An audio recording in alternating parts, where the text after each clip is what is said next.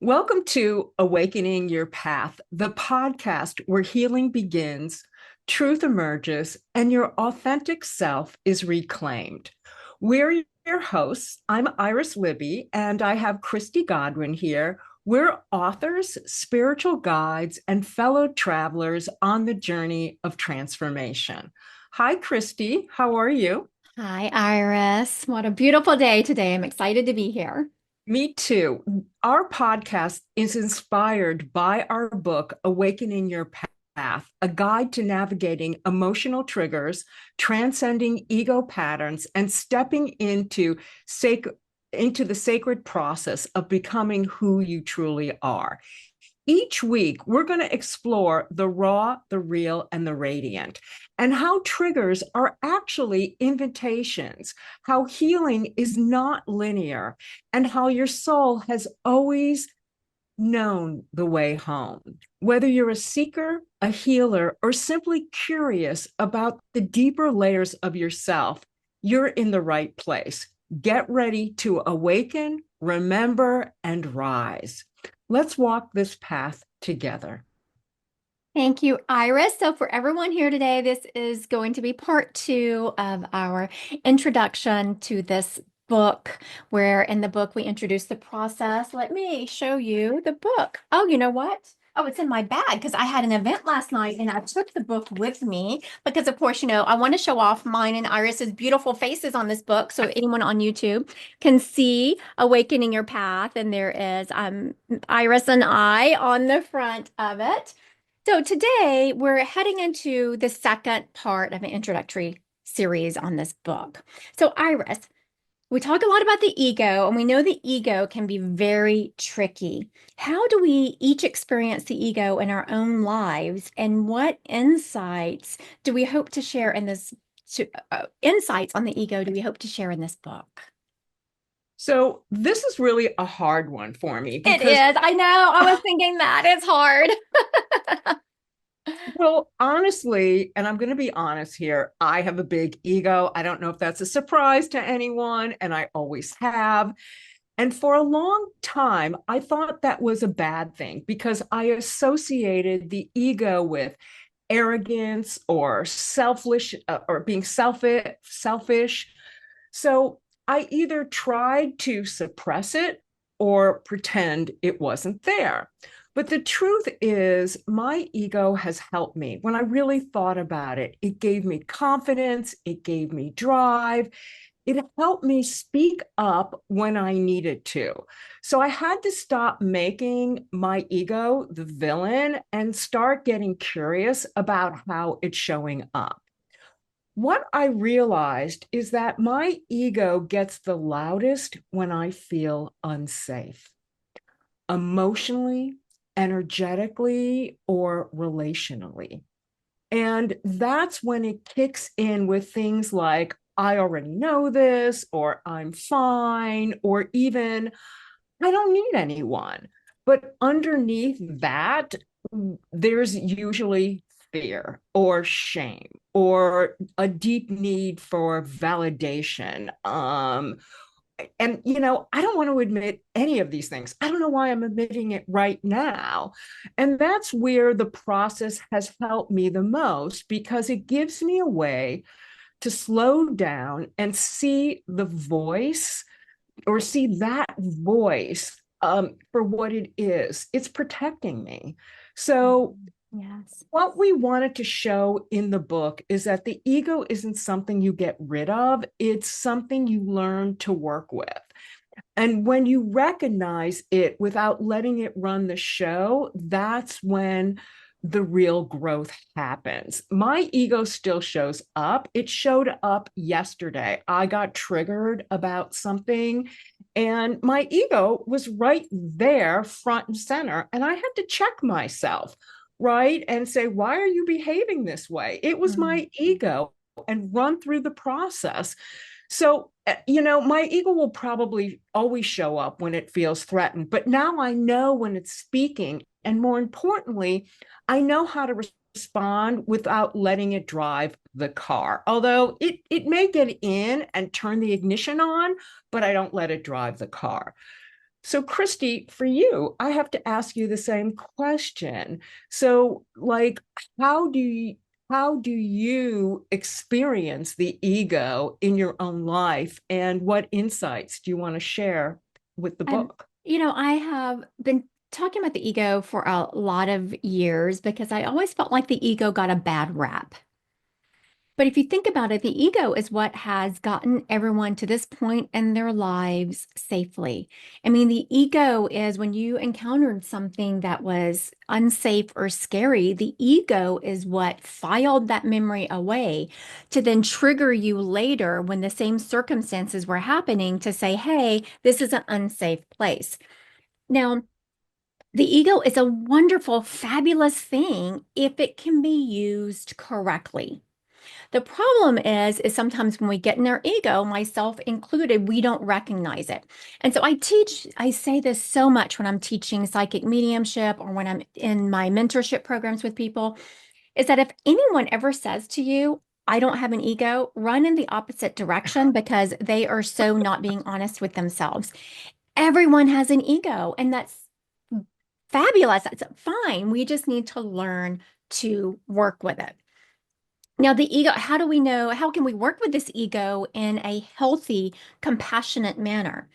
Recognize it. And we talk a lot in this book. We give a lot of education in Awakening Your Path on educating yourself on how to recognize the filters we use, how to recognize emotions in our body that are signaling us we're being triggered. So that is the key to not say you don't have an ego, to not bypass the ego, but learn how to use it to your greater good. I talk a lot about taking emotions to a higher octave. And it's the same with the ego. I love my ego. It protected me. It got me to this point in life. But now I need to figure out how to use it to a higher octave instead of letting it just, like Iris said, run the show.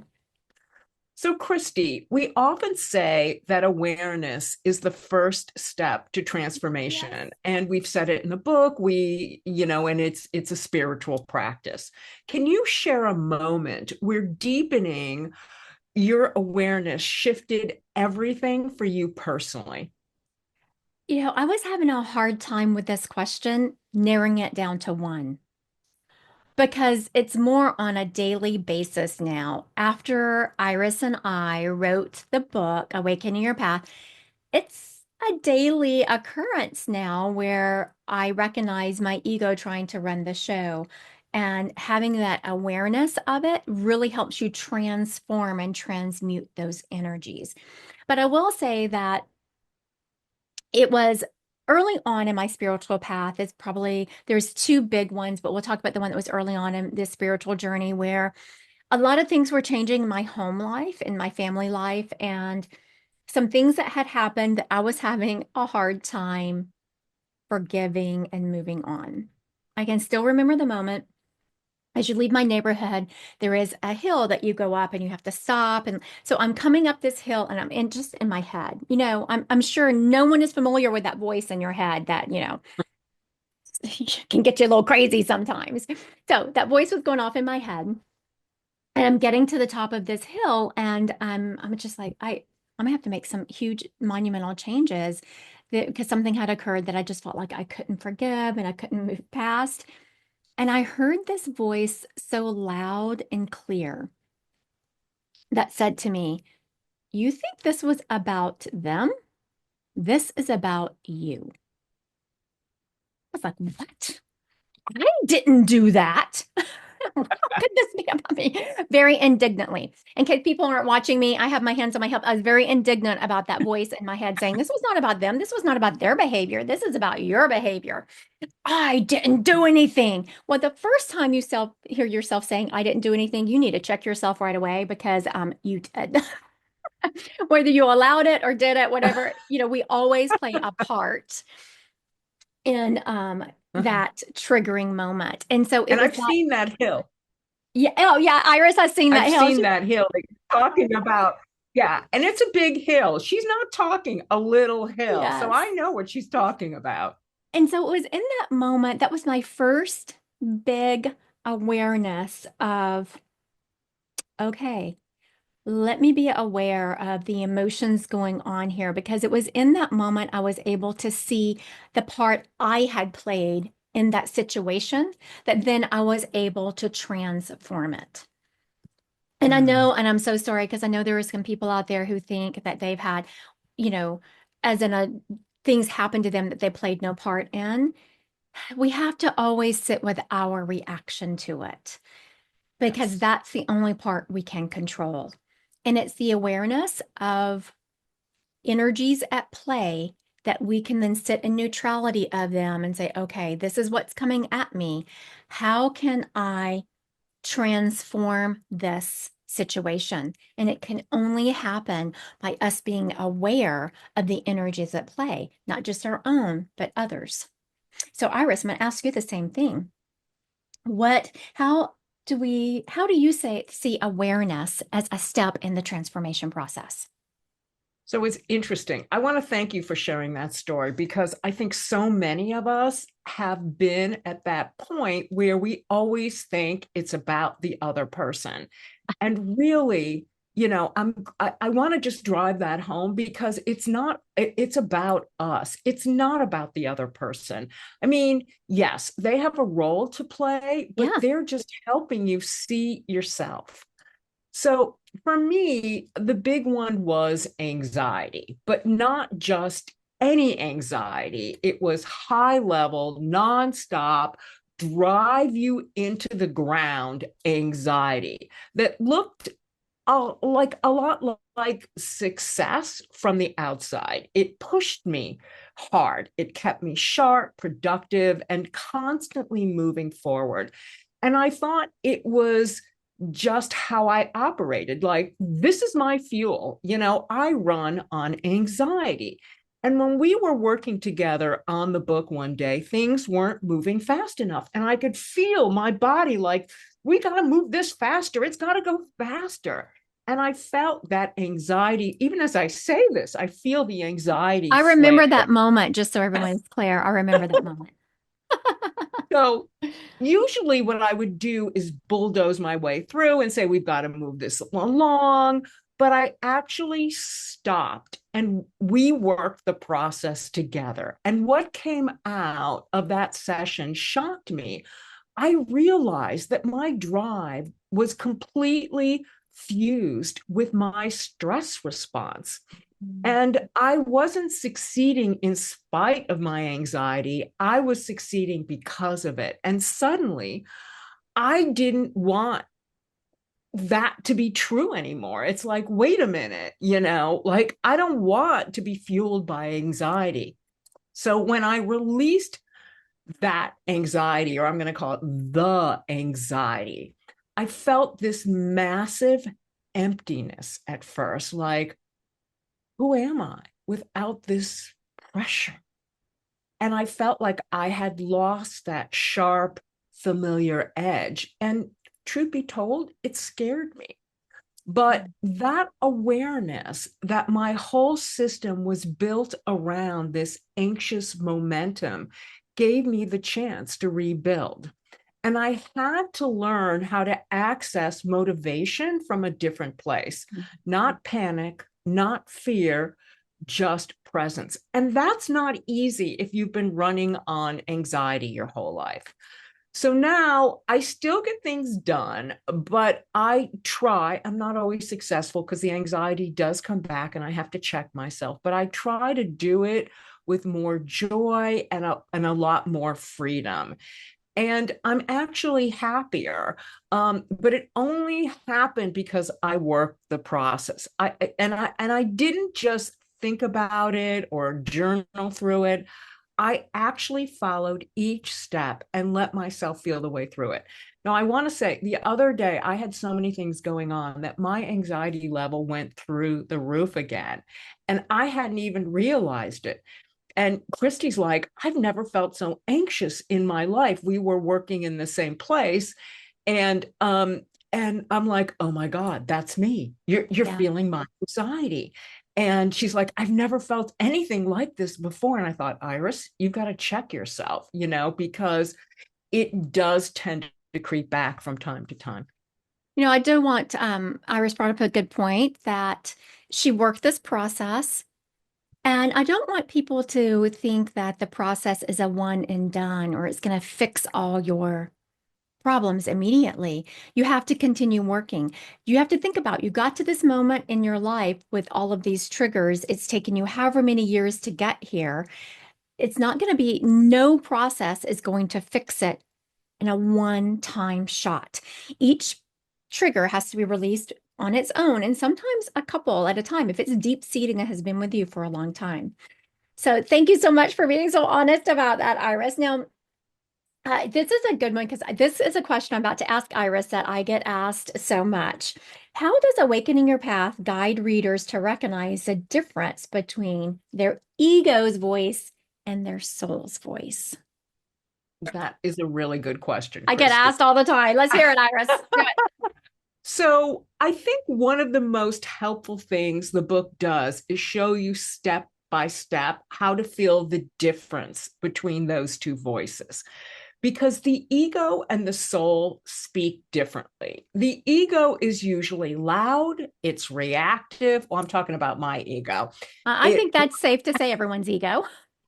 it wants to protect me, defend me, keep me from feeling exposed or wronged. And, if I'm feeling threatened, my ego comes out. So I know if I'm feeling threatened, it comes out. It says things like, you don't get me, or I have to fix this, or this is their fault. It's fast, and it often feels like an emotional emergency, or I have to, like it's an emotional emergency. But here's the thing.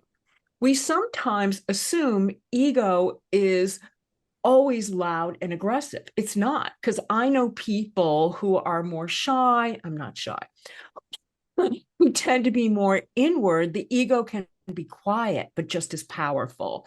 It'll whisper things like, don't say anything. You'll sound stupid. My ego does that sometimes too. Or just agree and stay safe. That's still ego. It's just wearing a softer mask. And as you move through the process, especially once you slow down enough to unpack what's really going on underneath the surface, another voice starts to come through. It's steadier, it's grounded, it doesn't panic. And that's the soul. The soul doesn't need to be right, and it definitely doesn't need to operate from fear. It's the part of you that says you're okay, or this matters, or you don't have to shrink to feel safe. So, like example, yesterday I got triggered by something, and it's one of my big triggers, and I went into ego drive, right? And then later on, I thought, okay, I'm going to work the process. The soul is what told me, Iris, you're in ego drive. You Mhm. need to work the process. But it waited till I calmed down, and it slowly said, this isn't a place where you want to be right now. So, what we did in Awakening Your Path is create a structure that helps people loud, like me, or quiet, or shy, move through those layers. First ego, then emotion, then soul. And you start by listening to the loudest voice in the room, but eventually you learn to hear the quieter one that's been there all along. So that was my process yesterday, first reacting, but I wasn't as reactive as I normally was. It was like a really mild version of me until I was able, till my soul came through and said, hey, wait a minute, this is your ego and you're feeling threatened, and just work the process, which is what I did. So, Christy, how does Awakening Your Path guide readers to recognize the difference between their ego's voice and their soul's calling? Whenever I have taught this to people before and really talked, I always go with when you get to know yourself, when you get to know who you are at a soul level, that's your soul. When you can recognize that voice, because that is the one you have to think about the ego. The ego can take on so many different voices. The ego can take on so many different activation patterns to get you off. It's like a shapeshifter. The ego can come up in the most mundane ways and a lot of different ways. When you Mm. get to know your soul's voice, you get to recognize one voice. And if you can recognize your soul's voice, everything else you can push to the side and it's ego. So let's think this through. What is your soul's voice? It's compassion. It's love for yourself. So anything that is out of that vibration of love and compassion for yourself and others is going to be ego. Jealousy, that's going to be ego. When I was talking about being at the top of the hill and I was like, I can't forgive that. I mean, that's not compassion and love for myself or anyone else, was not my soul's voice. Anytime you recognize that there is a voice at play that is not one of love and compassion, it's going to be ego. So Mm. I talk to people a lot about learn your soul's voice, and then you will know everything else is ego. Ego wants to be heard. It wants to steal the show. It wants to have sometimes a victim mentality. And I know that every time I say that's going to make people cringe, I will admit, top of the hill, I had that victim mentality. I was like, I can't forgive that. I mean, if that's not a victim mentality, I don't know what is. We all get in it sometimes, and that's okay. What I want to tell people to do to please, when you recognize you're in your ego, give yourself compassion and love. Offer yourself the same love and compassion you would to your best friend. Mm. We are at a deficit when it comes to offering ourselves love and kindness. I mean, we can forgive people, our best friends, I mean, we can offer them so much love and compassion, but when it comes to ourselves, we tend to jump to our ego and criticize. I want everyone to learn their soul's voice. Once you learn that voice, you will know that everything else is outside of it. Soul's voice is love and compassionate for yourself and everyone else. Also, something that I'm sure we'll talk about later on, but I want to address it right now so everyone has a little while to let it simmer a little bit. Boundaries with people put up in love is absolutely compassion for yourself. A lot of Thank you times for saying people that. feel like that. Oh, if I put up a boundary, I'm not saying you have to cut people out of your life. You can put up a love boundary and say, you just can't treat me that way, and put up some guidelines that work for you and hold those in love. That is in love and compassion. By walking in love and compassion does not mean that you are a doormat. It means just the opposite. People are used to, though, putting up boundaries and holding their own through ego. So now we're going to unwind that. Now we're going to start talking about putting up boundaries through love, which I will tell you sounds easy, but once you start doing it, it can be a little bit hard to navigate because no one's never taught us that. No one has ever taught us how to put up these boundaries in love. People are used to, well, you wronged me, and they come back aggressively. That's not necessary. Learn your soul's voice, which is love, and navigate from there. Yes, please have love and compassion for yourself. Put up boundaries, just do it in love. Christy, that was so beautiful because it's true. It's not taught about, putting up, boundaries Right. with love because people think, someone has wronged you, you have forgiven them, but that doesn't mean that you have to be a doormat again. And it doesn't mean you should be mean to them. Right. It doesn't mean either of those things. And there can be compassionate, loving boundaries to protect yourself, Yes, you know? absolutely. So, you talked about the soul's voice as being compassionate, which brings me to the next question. because compassion is woven through our work, or the soul is woven through our work. How did we intentionally design the book to foster self-compassion for readers on this often, challenging journey? I love this question. When Iris and I are working with people, I have just seen so many amazing souls out there, just so many compassionate and loving, kind people. Sometimes people forget to be compassionate and loving and kind to themselves. We often expect perfection from ourselves. And when we don't deliver it, we beat ourselves up. I mean, how many times have we left a conversation and thought, oh, I shouldn't have said that, or I shouldn't have done that? And we can have those conversations live rent free in our head for days. So we really wrote the book from a loving voice. We really tried to infuse it with love and compassion and have you figure out to do that for yourself. It's so important when you're on a journey of healing that you allow yourself to have mistakes. You allow yourself to go 5 steps forward and 6 steps back sometimes. Healing is not linear. When you're on any kind of healing journey or you're navigating grief, it is never linear. And you can wake up one day and feel like, oh, I've got this. And you have a fabulous day and everything is rainbows and butterflies.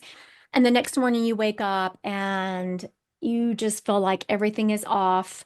Nothing's going right. You're never going to be able to heal from these emotional traumas. It's okay to allow yourself compassion in that moment.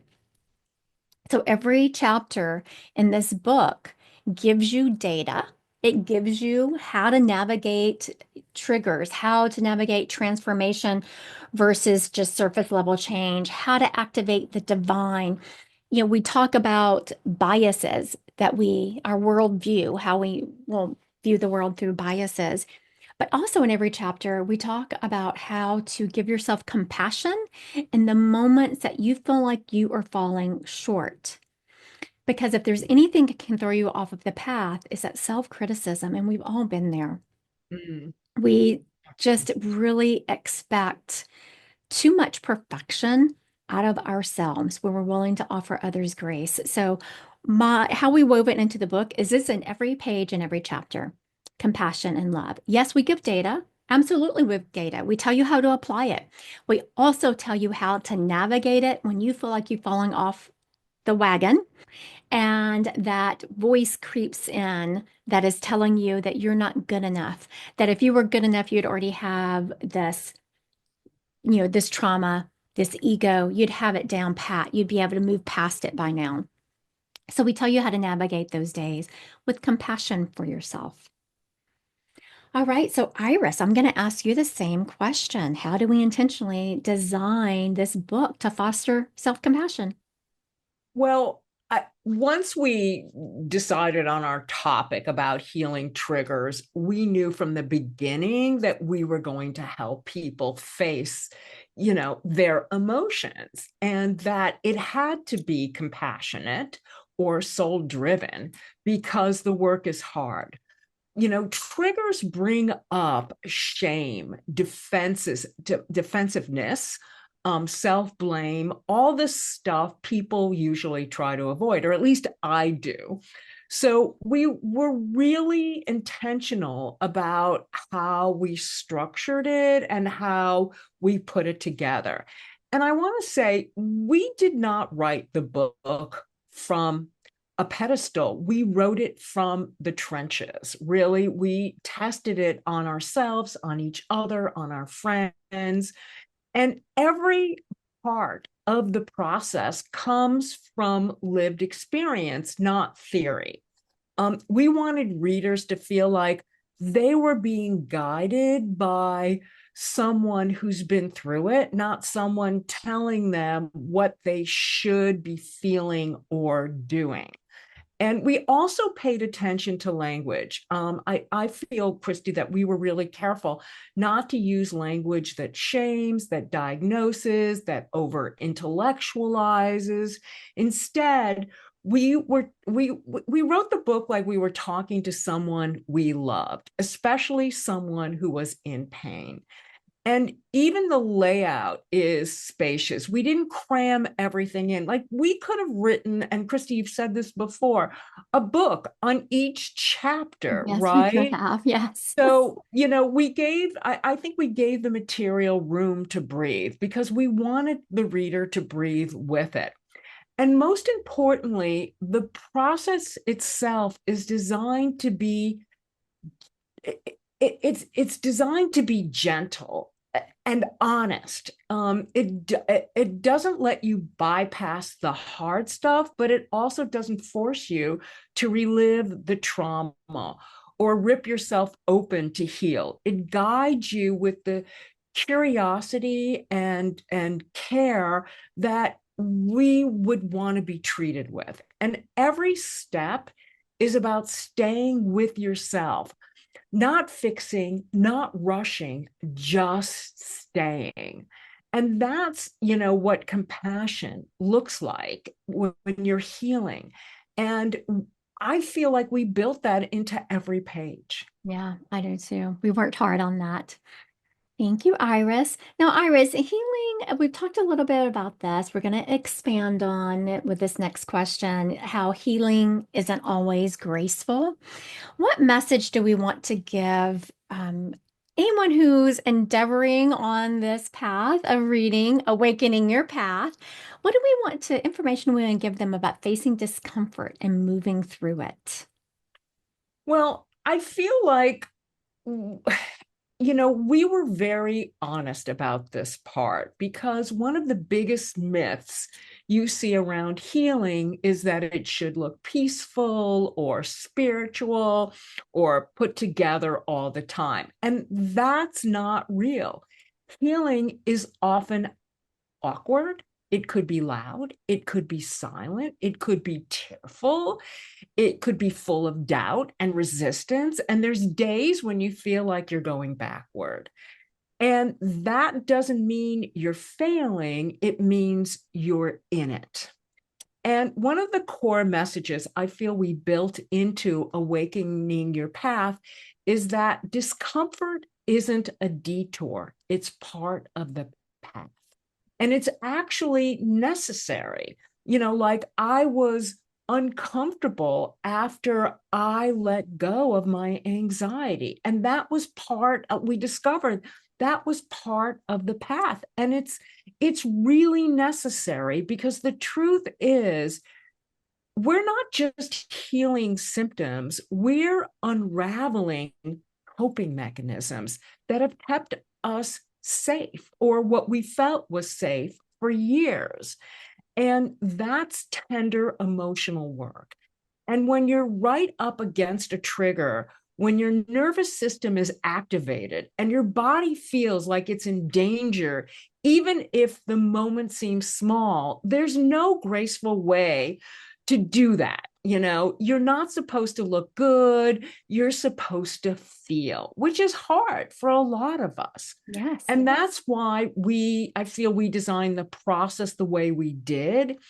It's structured enough to hold people when they're falling apart, but it's flexible enough to let them fall apart without shame. It gives you something to do in those moments, something that keeps you moving instead of spiraling or shutting down. And it gives you permission to feel without judgment. I feel like we wanted readers to know you don't have to bypass the hard parts to get to the healing. You can move through them. Sometimes, I know for me, kicking and screaming, crying in the showers, sometimes numbing out and coming back later. And that's all valid. It's still healing. And if there's one message I hope lands, it's this: you don't have to be graceful to heal. You just have to be willing. And that's where everything begins. True. Yes, yes. So, Christy, I'm going to ask you the same question that healing isn't always graceful. So, what message do you want to give readers about facing discomfort and moving through it? I think it's funny. And as I was reading this question to Iris and just hearing it again, healing isn't always graceful. I would like to add that I don't think healing is ever graceful. But there it isn't always. Yeah, I don't remember a time that it is graceful. Yeah. I want people to give themselves space to do that. Also, I want everyone to remember that we are all very different people. No matter how good of friends you are, no matter how much people say, oh, you and such are so much alike, you're going to heal differently because you're absolutely different people. Give yourself grace to travel your own path in the Mm, way you want to. There's a couple of things I want people to remember is that the more grace and compassion you give to yourself, the more that will be a go-to emotion when you are dealing with other people in your life. So the more you love yourself, the more that is your go-to emotion for yourself. It becomes a habit that is going to be your go-to emotion when you're dealing with other people. mm, And wherever you are on this path, you are right where you're supposed to be. Give yourself that grace. Have people, and you have yourself give the love that you need. A lot of people that I have worked with did not have, as a child, weren't given the grace, the love, and nurturance that they really felt they needed. mm, So that is something we have to learn to give ourselves. If we weren't given it as a child, it's really uncomfortable for us to learn how to step into that emotion. We are comfortable stepping into the self-criticism and the shame and the guilt that we carry because maybe that's how we were taught to feel as a child. You messed up. You did this, you did that. So it's a very easy to have that go-to emotion as an adult. Learn to give yourself step into that guilt, feel it, own it, then mm, use the process to move through it. mm, And well, also, so that is one side of the coin. There's also another side of the coin where people have to learn to feel. Like I have worked with people, and as Iris has also, that they are different, absolute different ends of the spectrum. People who feel things very deeply. I mean, they feel everything deeply. Then we have the other end where people have been taught to numb out and they don't know how to feel emotions. mm, Wherever you are just where you are supposed to be. Feel the emotions and move through them. Something that I would encourage people to do if they feel that they have been taught to kind of numb out, allow yourself, give yourself the grace to truly feel the emotions. People, you're not going to do yourself any favors if when anger arises, you tap it down. Because what mm, happens when you keep tapping down anger and tapping it down, eventually it's going to bubble over. So give yourself the grace to have those ugly moments of feeling what we sometimes call those ugly emotions. Feel them, move through them, use the process. This process is not about not feeling. It's not about spiritual bypassing. It is about feeling the feels, doing the work, and offering yourself grace and love along that path. mm. Christy, that was so beautiful. And I want to say, when you said it's not about spiritual bypassing, I felt all kind of energy come in, like all kinds of like positive, supportive energy coming. Right. Yes. So, Christy, we've both seen people feel stuck on their path. How does the book offer tools or mindsets to help readers get unstuck Mhm. and keep moving forward? This is a good one. I know that everyone thinks that the learning to release triggers, raising their octave, doing all those things is beautiful and wonderful, and nothing but good is going to come out of it. And I will tell you, it is beautiful. And I will also forewarn you that people will feel stuck. Iris mentioned earlier that she had feeling driven by anxiety. I know people without even realizing it are driven by drama or whatever that emotion is. Now, I want Mm. to follow me on this. Let's just say you're driven by an emotion. It's drama. You're just used to having those emotional ups and downs. For Iris, it was anxiety. She was used to feeling that anxious. Oh, gotta do it, gotta do it. Oh. Um, so what happens when you work the process and release the attachment to that negative emotion? Sounds great, right? Now, where's your drive going to come from? Carl Mm. Jung actually talks about this many times in his writings, that people feel stuck because what they used to use to identify themselves is no longer there. So I want people to be prepared for this. It's a good stuck, but just know that if you're in that stuck moment, you have not gotten off your path. You are still on your path. You are exactly where you're supposed to be. Now, how do we learn to move forward? We go back to our goals. You evaluate, what are my goals? What do I want to accomplish here?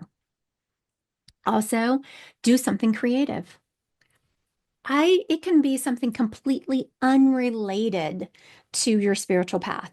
Whatever, some people might find, hiking creative. Other people might find cooking creative. Other people might sing karaoke.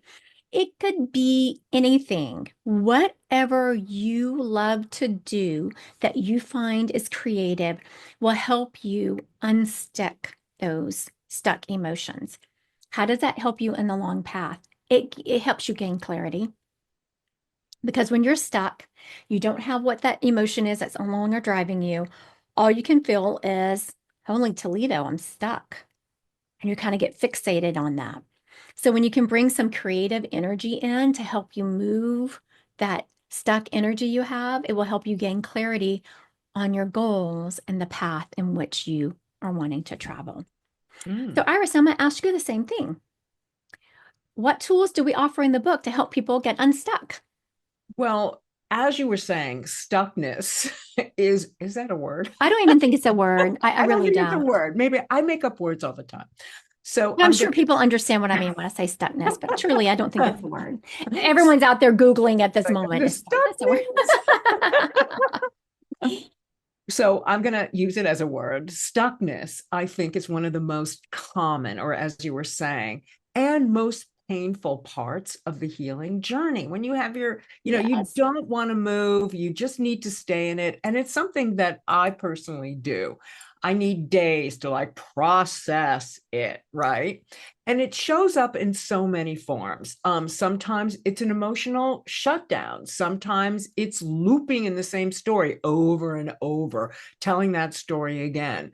Sometimes it's a quiet sense of numbness where everything, well, where nothing feels wrong, but nothing really feels like it's moving either. Nothing feels right. And I feel like we wrote Awakening Your Path with that in mind because we've both been there and we know how frustrating it is.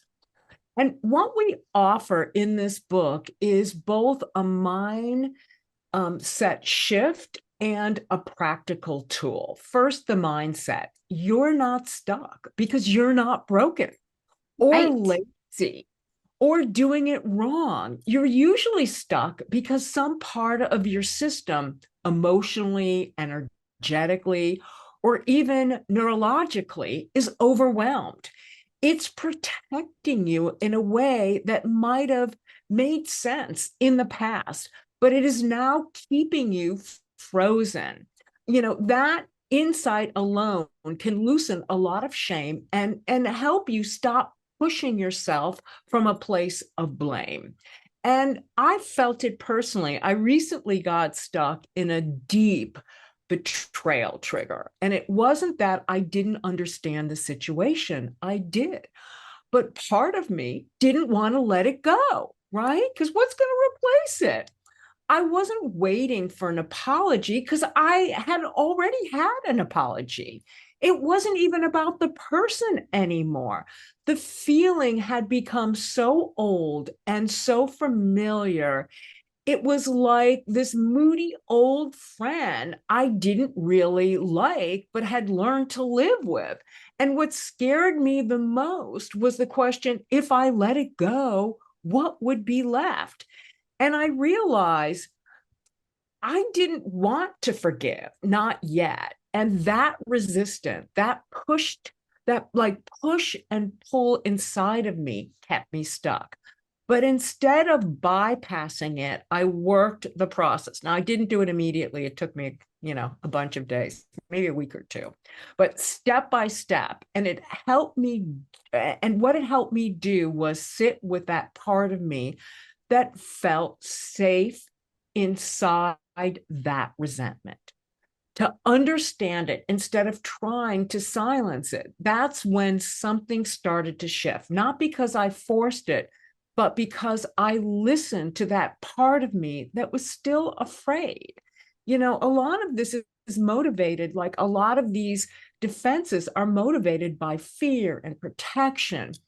And what we give you in the process is a way of moving through that stuckness without judgment.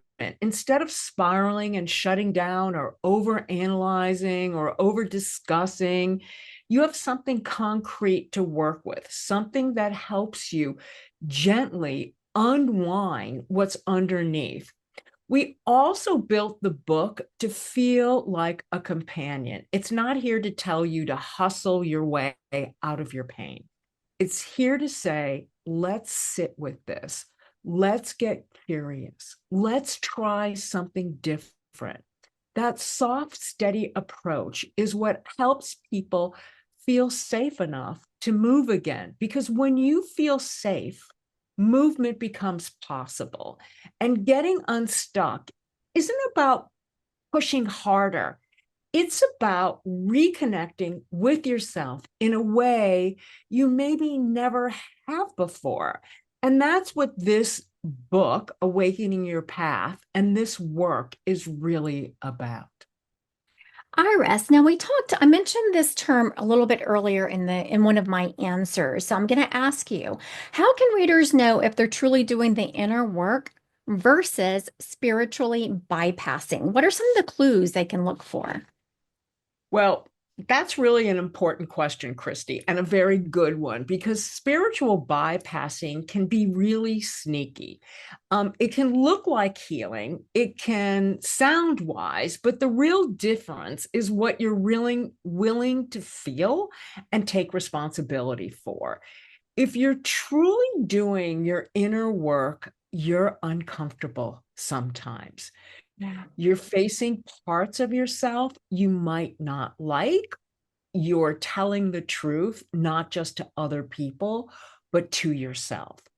You're willing to slow down, get honest, feel the emotion, and stay with it instead of rushing to a positive affirmation or trying to reframe it into something else. When you're bypassing, there's often a lot of language around letting go or rising above it, but without actually addressing the root emotion.